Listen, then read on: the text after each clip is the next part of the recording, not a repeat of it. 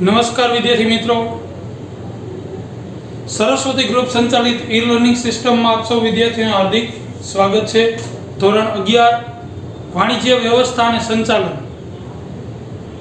આપણે અત્યારે અભ્યાસ કરી રહ્યા છીએ। ચેપ્ટર નંબર 8 ધંધાના મૂડીના પ્રાપ્તિ સ્થાનો અથવા ધંધાકીય મૂડીના પ્રાપ્તિ સ્થાનો, જેમાં છે આપણે બે લેક્ચર છે એ જોઈ ગયા, બે ક્વેશ્ચન જોઈ ગયા છીએ। ધંધાના મૂડીને અસર કરતા પરિબળો જોઈ ગયા, માલિકીના ભંડોળ એમાં છે આપણે ઇક્વિટી શેર વિશે જોઈ ગયા છે, ઇક્વિટી શેરનો અર્થ અને એના લક્ષણો। ઇક્વિટી પહેલા તો શેર એટલે શું, તો કે કંપનીની કુલ મૂડીને નાના નાના ભાગમાં વિભાજિત કરવામાં આવે એને દરેક વિભાગને કહેવાય શેર। તો ઇક્વિટી શેર એટલે શું, તો એ આપણે જોઈ ગયા હતા। ઇક્વિટી શેર એટલે શું, તો કે જે શેરને છે એ ડિવિડન્ડ મેળવવાનો હક હોય તથા મૂડી પરત મેળવવાનો હક છે સૌથી છેલ્લે મળતો હોય તેને ઇક્વિટી શેર કહેવાય। ફરીથી, જે શેરને છે ડિવિડન્ડ મેળવવાનો હક હોય અને મૂડી પરત મેળવવાનો હક સૌથી છેલ્લે હોય એવા શેરને કહેવાય ઇક્વિટી શેર। રેડી, આપણે એના લક્ષણો જોઈ ગયા હતા। ત્યાર પછીનો આપણે ક્વેશ્ચન અત્યારે જોવાનો છે ઇક્વિટી શેરના પ્રકારો। રેડી, જે આપણે છે ચાર્ટ જોયો તો એમાં છે ઇક્વિટી, પ્રેફરન્સ અને પુનઃ નફાનું મૂલ્ય, મૂડી રોકાણ, એમાં છે ઇક્વિટી શેરના પ્રકારો આપણે જોઈ ગયા હતા। જે ચાર્ટમાં છે આપણે ચાર્ટ દોરેલો હતો। એક ક્વેશ્ચન આપણે છે એક ક્વેશ્ચન જોવાનો છે। આપણો ક્વેશ્ચન નંબર છે ચોથો થશે, ઇક્વિટી શેરના પ્રકારો સમજાવો।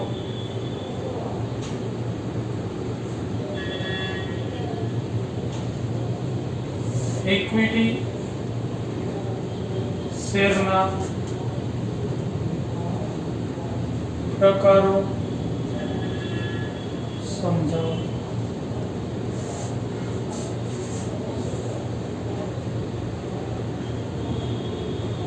હવે પેલા ઇક્વિટી શેરના છે મુખ્ય ત્રણ પ્રકાર છે। એક સામાન્ય equity share, sweat equity share અને અન્ય ઇક્વિટી શેર। એમાં જોઈએ પેલું સામાન્ય ઇક્વિટી શેર, એના મુખ્ય ત્રણ પ્રકાર છે। એમાં પહેલો પ્રકાર જોઈએ સામાન્ય ઇક્વિટી શેર। સામાન્ય ઇક્વિટી શેર, હવે સામાન્ય ઇક્વિટી શેર કેને કહેવાય? આ પ્રશ્ન છે તમને 3 માર્કમાં અથવા 2 માર્કમાં છે પૂછાઈ શકે। સામાન્ય ઇક્વિટી શેર વિશે સમજૂતી આપો। રેડી, તો સામાન્ય ઇક્વિટી શેર એટલે શું, તો કે આ શેર દરેક કંપની માટે ખૂબ જ અગત્યના શેર છે। શેર મૂડી ધરાવતી કંપની માટે આ શેર બહાર પાડવા ફરજિયાત હોય છે।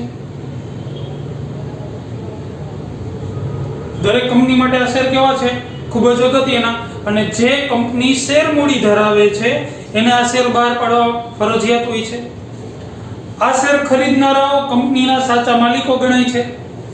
તમે કોઈ પણ કંપનીનો શેર ખરીદો એટલે એના છે કાયદેસર તમે માલિક થઈ જાવ છો। આ શેર હોલ્ડર સૌથી વધુ જોખમ ઉઠાવે છે। શું કામ? કારણ કે તમે જો કોઈ કંપનીનો ઇક્વિટી શેર ખરીદેલો છે તો ઈ શેરની કિંમત તમને ક્યારે પરત મળે, તો કે જ્યારે કંપનીનું વિસર્જન થાય ને ત્યારે સૌથી છેલ્લે પહેલા છે દેવું ચૂકવાય, ડિબેન્ચર હોલ્ડરોને વ્યાજ દેવું, પછી મૂડી વધે તો પ્રેફરન્સ શેર હોલ્ડરોને, પછી વધે તો છેલ્લે ઇક્વિટી શેર હોલ્ડરોને, ન વધે તો કાંઈ ચૂકવવામાં આવતું નથી। એટલા માટે છે આ શેર હોલ્ડરો સૌથી વધુ જોખમ ઉઠાવે છે। આ શેર પર મળતું ડિવિડન્ડ અનિશ્ચિત હોય છે। ડિવિડન્ડ પાછું કેવું, અનિશ્ચિત। જો કંપનીને છે નફો વધુ થાય તો ડિવિડન્ડ વધુ મળે, જો કંપનીનો નફો ઓછો અથવા ખોટ જાય તો ડિવિડન્ડ ન પણ મળે। એટલા માટે કહેવાય કે આ શેર હોલ્ડરો છે એ વધુ જોખમ ઉઠાવે છે, અને ડિવિડન્ડ પણ કેવું હોય છે, તો કે અનિશ્ચિત હોય છે। કંપની ફડચામાં જાય કે વિસર્જન કરવામાં આવે ત્યારે સૌથી છેલ્લે એની મૂડી પરત થાય। જો પૈસા વધે તો ફડચામાં જાય એટલે કે કંપની ખોટ કરે અથવા કંપનીનું બંધ કરવાની થાય ત્યારે સૌથી છેલ્લે આપણે કીધું એ ક્રમમાં પહેલા સામાન્ય દેવું, ડિબેન્ચર હોલ્ડરોને વ્યાજ દેવું, પ્રેફરન્સ શેર હોલ્ડરોને એની મૂડી પરત, પછી પૈસા વધે તો ઇક્વિટી શેર હોલ્ડરોને। કંપની મોટા પાયા પર મૂડી મેળવવા માટે તેની મૂડીને નાના નાના હિસ્સામાં છે એ વિભાગ હિસ્સામાં વહેંચી નાખે છે તે દરેક ભાગને શેર કહેવામાં આવે છે અને તે શેર ખરીદનારને શેર હોલ્ડર કહેવાય. કંપની મોટા પાયા પર મૂડી મેળવવા માટે મૂડીને શું કરે તો કે નાના નાના ભાગમાં વિભાજિત કરે. દરેક વિભાગને કહેવાય શેર અને આ શેર ખરીદનાર વ્યક્તિને શું કહેવાય તો કે શેર હોલ્ડર, જે કંપનીના સાચા માલિકો છે. રેડી? તો જો તમને છે 2 માર્કમાં કે 3 માર્કમાં પ્રશ્ન પૂછાય તો તમારે આટલા મુદ્દાઓ લખવાના હોય છે. પહેલું શું જોઈ ગયા તો કે ખૂબ જ અગત્યનો શેર છે. પછી તો કે શેર મૂડી ધરાવતી દરેક કંપની માટે આ શેર બહાર પાડવો ફરજિયાત હોય છે. આ શેર ખરીદનારાઓ છે સાચા માલિકો ગણવામાં આવે છે. આ પ્રકારના શેર હોલ્ડર સૌથી વધુ જોખમ ઉઠાવે છે. ડિવિડન્ડનો દર અનિશ્ચિત હોય છે. કંપની ફડચામાં જાય કે વિસર્જન કરવાનું થાય ત્યારે સૌથી છેલ્લે છે આ શેર હોલ્ડરોને મૂડી પરત કરવામાં આવે. કંપની મોટા પાયા પર મૂડી મેળવવા માટે તો કે કુલ મૂડીને નાના નાના ભાગમાં વિભાજિત કરવામાં આવે. આ દરેક વિભાજિત ભાગને કહેવાય શેર અને એ શેર જે ખરીદનાર વ્યક્તિ છે એને કહેવાય શેર હોલ્ડર. તો આટલા મુદ્દાઓ છે એ લખવાના હોય છે. ત્યાર પછી જોઈએ સ્વેટ ઇક્વિટી શેર, પ્રકાર નંબર 2. Sweat equity share.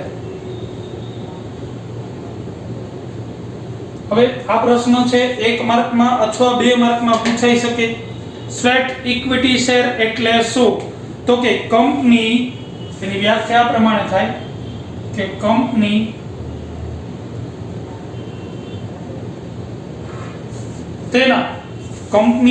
તેના સંચાલકો કે કંપની તેના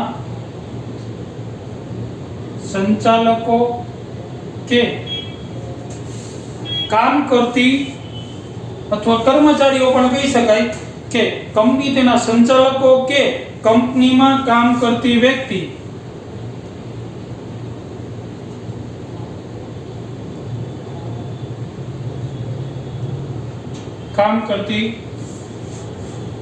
વ્યક્તિને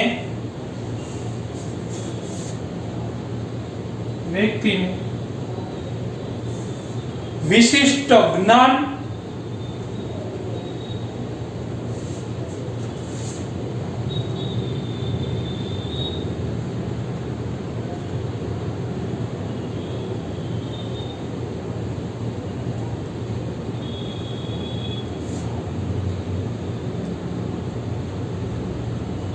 કંપની તેના સંચાલકો કે કંપનીમાં કામ કરતી વ્યક્તિને વિશિષ્ટ જ્ઞાન બદલ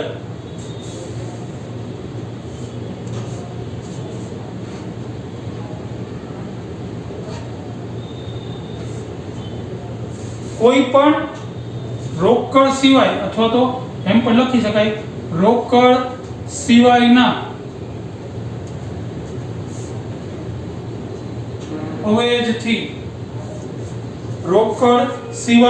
અવેજથી જે શેર આપે છે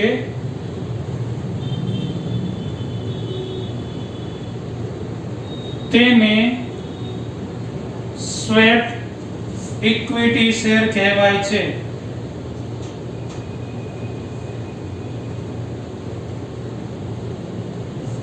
જો 1 માર્કમાં કે 2 માર્કમાં પ્રશ્ન પૂછાય તો આપણે આટલું લખવાનું હોય.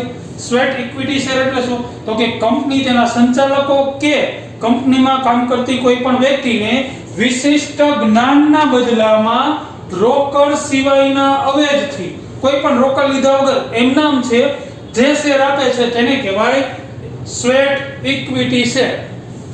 રેડી? બોનસ આપવાના બદલે શેર આપે તો આવા શેરને શું કહેવાય છે? Sweat equity share. આ શેર આપે છે બદલામાં કોઈ પણ જાતની રોકડ લેતા નથી. રેડી? ત્યાર પછી આપણો પ્રકાર નંબર 3 અન્ય ઇક્વિટી શેર.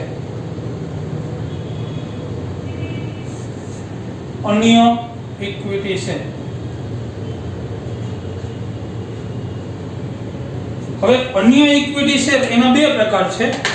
એના પ્રકાર પ્રમાણે પહેલું મતાધિકાર સાથેના ઇક્વિટી શેર. રેડી? મતાધિકાર તો કે આ પ્રકારનો જે શેર જે વ્યક્તિ પાસે હોય એ કંપનીમાં કોઈ પણ જાતનો છે ઠરાવ પસાર થાય અને સભા ભરાય તો એમાં મત આપવાનો અધિકાર હોય છે.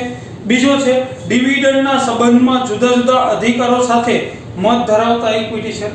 બીજો પ્રકાર એવો છે, પહેલો પ્રકાર જોઈ ગયા કે માત્ર એમાં છે સામાન્ય સભામાં ઠરાવ પસાર કરવા માટે છે એ મત જ આપી શકે.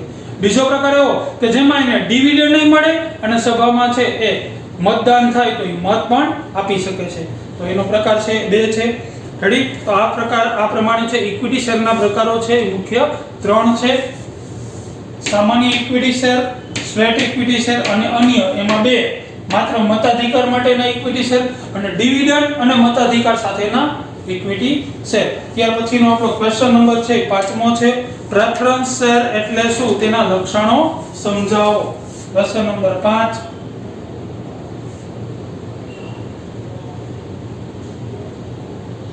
પ્રેફરન્સ શેર એટલે શું, તેના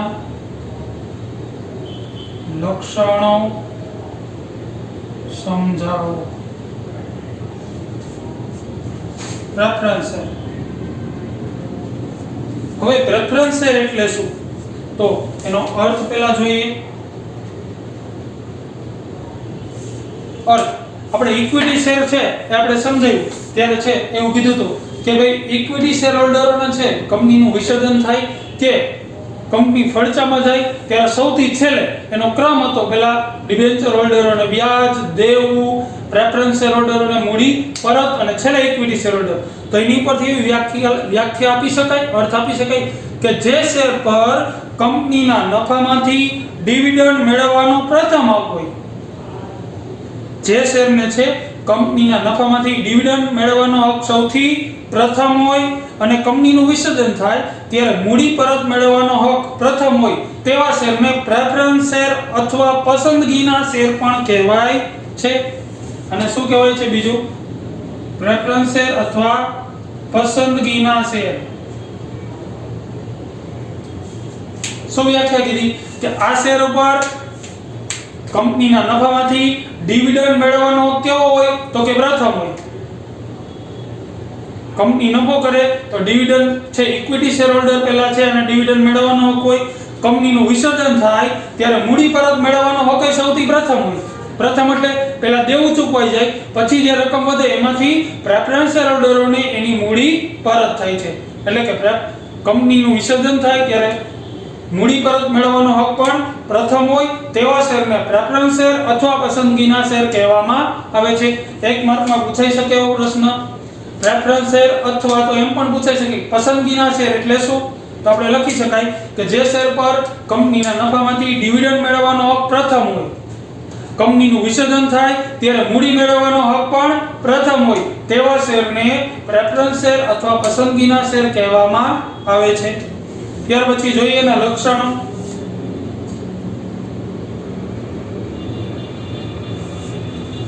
લક્ષણો. હવે આની ઉપરથી આપણે લક્ષણો લખી શકાય કે આપણને ખબર છે કે પ્રેફરન્સ શેર એટલે શું, તો કે જેને છે નફો થાય એટલે ડિવિડન્ડ મેળવવાનો પહેલા હોય, કંપની બંધ થાય કે વિસર્જન થાય કે કંપની છે ફડચામાં જાય ત્યારે મૂડી મેળવવાનો હક ઇક્વિટી શેર કરતા પ્રથમ હોય. તો આપણે છે એની ઉપરથી લક્ષણો લખી શકાય. તો પહેલું લક્ષણ એવું કાઢી શકાય કે મૂડી પરત. પહેલું લક્ષણ મૂડી પરત. તો એમાં આપણે એવું લખી શકાય કે જ્યારે કંપનીનું વિસર્જન થાય ત્યારે બધી જ જવાબદારીની ચૂકવણી બાદ, બધી જવાબદારી એટલે કે ડિબેન્ચર હોલ્ડરોને એનું વ્યાજ, સામાન્ય દેવું બધું ચૂકવાઈ જાય ત્યાર પછી છે ઇક્વિટી શેર હોલ્ડર કરતા પહેલા પ્રેફરન્સ શેર હોલ્ડરોને મૂડી પરત કરવામાં આવે છે. રેડી? તો મૂડી મેળવવાનો હક કેવો હોય છે? ઇક્વિટી શેર કરતા પ્રથમ. તો આપણે છે એવું લખી શકાય કે કંપનીનું વિસર્જન થાય ત્યારે બધા જ દેવા ચૂકવાઈ ગયા બાદ ઇક્વિટી શેર હોલ્ડરોની મૂડી પરત કરતા પહેલા મૂડી પરત કરવામાં આવે છે. ત્યાર પછી લક્ષણ નંબર 2 એવું લખી શકાય ડિવિડન્ડ.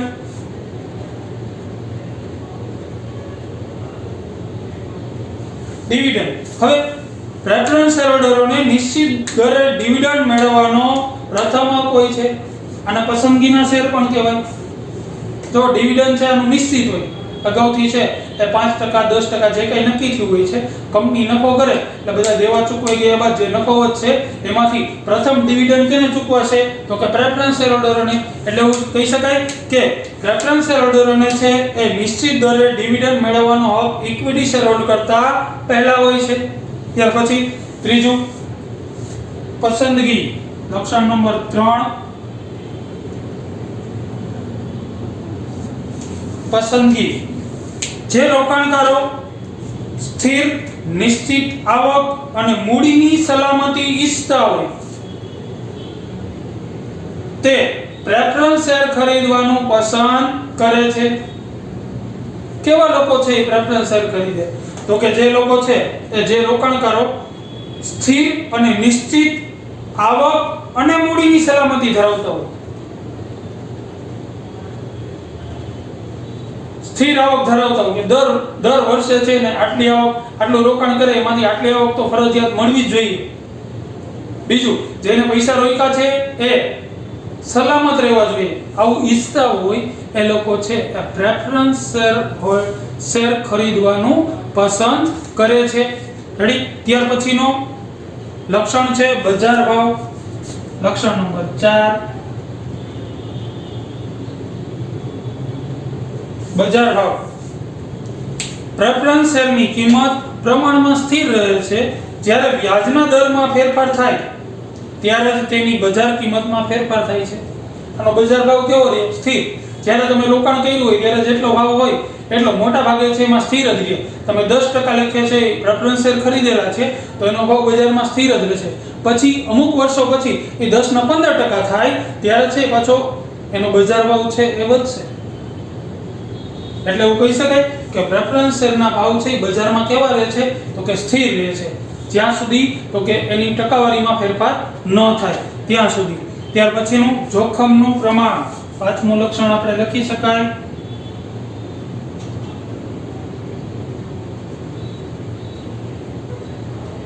જોખમનું પ્રમાણ.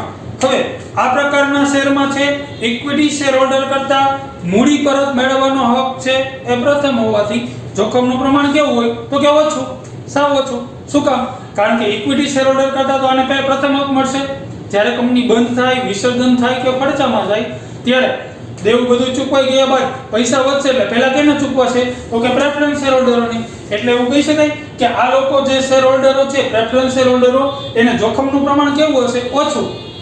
એની સામે ઇક્વિટી શેર હોલ્ડરોને જોખમનું પ્રમાણ વધુ.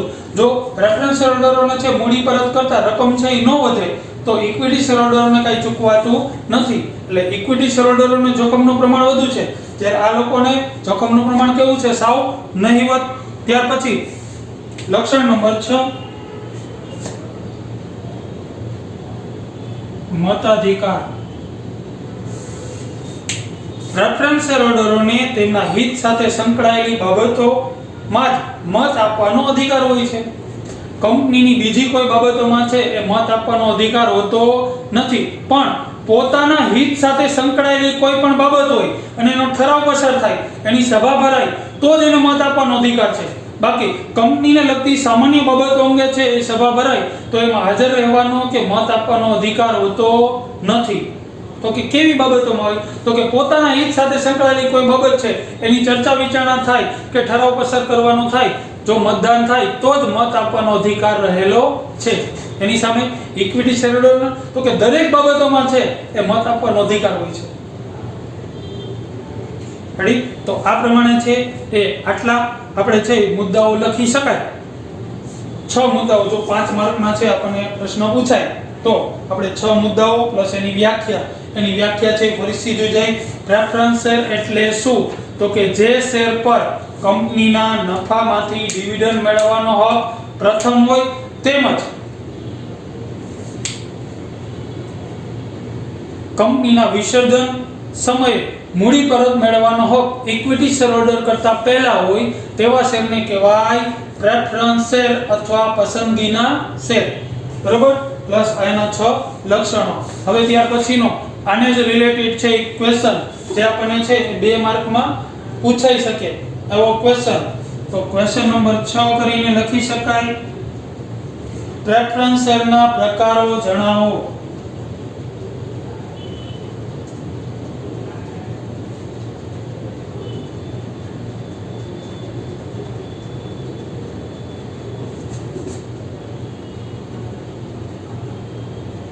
બરાબર? 1 માર્કમાં અથવા 2 માર્કમાં પૂછાઈ શકે. જણાવો એવું કીધું છે, માત્ર જણાવવાના છે. તો પ્રેફરન્સ શેરના કેટલા પ્રકાર છે? તો કે બે પ્રકાર છે. તો પ્રકાર નંબર 1, 20 વર્ષ પહેલા પરત કરી શકાય તેવા પ્રેફરન્સ શેર. તો આપણે 1 માર્કમાં કે 2 માર્કમાં પૂછાય પ્રેફરન્સ શેરના પ્રકારો જણાવો, તો આપણે લખી શકીએ પ્રેફરન્સ શેરના બે પ્રકારો છે. પ્રકાર નંબર 1, 20 વર્ષ પહેલા પરત કરી શકાય તેવા પ્રેફરન્સ શેર, અને પ્રકાર નંબર 2, 20 વર્ષ પછી પરત કરી શકાય તેવા પ્રેફરન્સ શેર. 20 વર્ષ પહેલા પરત કરી શકાય તેવા અને 20 વર્ષ પછી પરત કરી શકાય તેવા પ્રેફરન્સ શેર. ક્લિયર? તો આપણે 1 માર્કમાં કે 2 માર્કમાં પૂછાય તો માત્ર આપણે જણાવવું કીધું હોય તો આટલું લખવાનું હોય. ક્લિયર?